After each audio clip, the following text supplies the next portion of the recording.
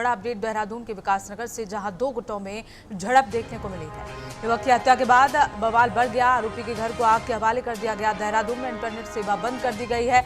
सड़क जाम कर जोरदार प्रदर्शन किया जा रहा है। बता दें कि तस्वीरें देहरादून के सहसपुर क्षेत्र के बैरागीवाला से निकलकर सामने आई हैं, जहां एक मामूली विवाद में हिंसक रूप ले लिया।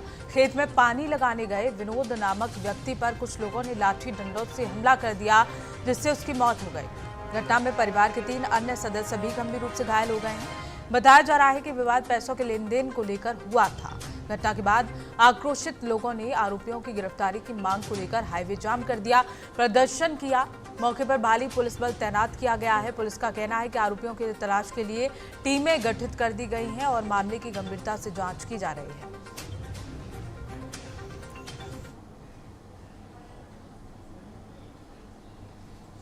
और इसी खबर को लेकर हमारे साथ संवाददाता यशदीप आर्या जुड़ गए हैं।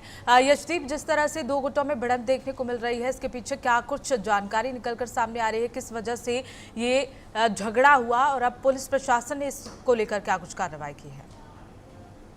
जिस तरीके से ये भूमि संघर्ष तो देखने को मिला, इससे पूरे ही जो शहर है पूरे ही में एक अफरा तफरी का जो है वो माहौल बन गया। और शुरुआत की जो कहानी ये बताई जा रही है कि ये जो मामूली कहासुनी से शुरू हुआ था ये विवाद, और उस वक्त ये एक हिंसक रूप ले लिया जब कुछ लोग जो थे विशेष समुदाय के, वो एक लोगों के घरों पर गए और अचानक से जाकर हमला बोल दिया और 4 लोगों को गंभीर रूप से घायल कर दिया, जिसमें एक जो घायल है उसका युवक का उपचार के दौरान ही उसने जो दम तोड़ दिया। आरोप ये भी है कि मुस्लिम हमलावरों ने संयोजित तरीके से इस घटना को अंजाम दिया है, जिसमें जो हिंदू युवक है उसकी जान चली गई है। घटना देहरादून के सहसपुर कोतवाली अंतर्गत बैरिगावाली की है, जहां पर खेत में पानी लगाने के दौरान जो शुरू हुई थी आपका कहासुनी, उस वक्त हिंसक रूप ले गई जब गुस्साए पक्ष में एक पक्ष ने दूसरे लोगों के पक्ष पर अचानक धावा बोलकर मारपीट शुरू कर दी, जिसमें एक महिला सहित 4 लोग गंभीर रूप से घायल हुए, जिसमें ग्रामीणों ने पास के अस्पताल में पहुंचाया।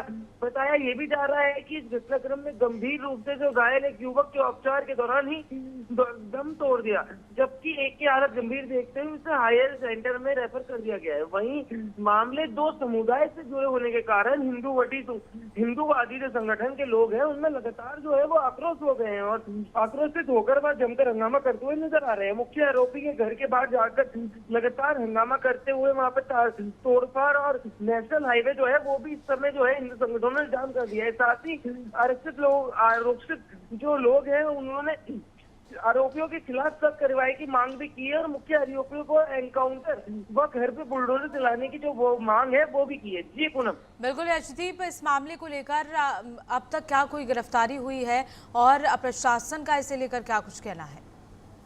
वहीं अभी तक मामले को बढ़ता हुआ देखकर जो एसपी देहात पंकज गहलोला है और सहित आसपास के जितने भी थाना क्षेत्र हैं वहां की भारी जो पुलिस बल है वो मौके पर पहुंच चुकी है। साथ ही आक्रोशित जो लोग हैं उनको समझाने बुझाने की कोशिश लगातार की जा रही है, लेकिन आक्रोशित लोग जो हैं वो लगातार यही कह रहे हैं कि जब तक कोई ठोस कार्रवाई नहीं की जाएगी, लेकिन ये जो समुदाय के लोग हैं इसी तरीके से इनके घरों के बाहर बुलडोजर नहीं चलेगा तब तक हम लोग किसी भी तरीके से बाहर नहीं जाएंगे। लेकिन लगातार जो पुलिस प्रशासन है वो घटनास्थल पर पहुंच रहे हैं और परिजनों से कह रहे हैं कि सख्त से सख्त कार्रवाई जो होगी उसका आश्वासन वो देते हुए नजर आ रहे हैं। चलिए ठीक है यशदीप, बहुत बहुत शुक्रिया तमाम जानकारी साझा करने के लिए।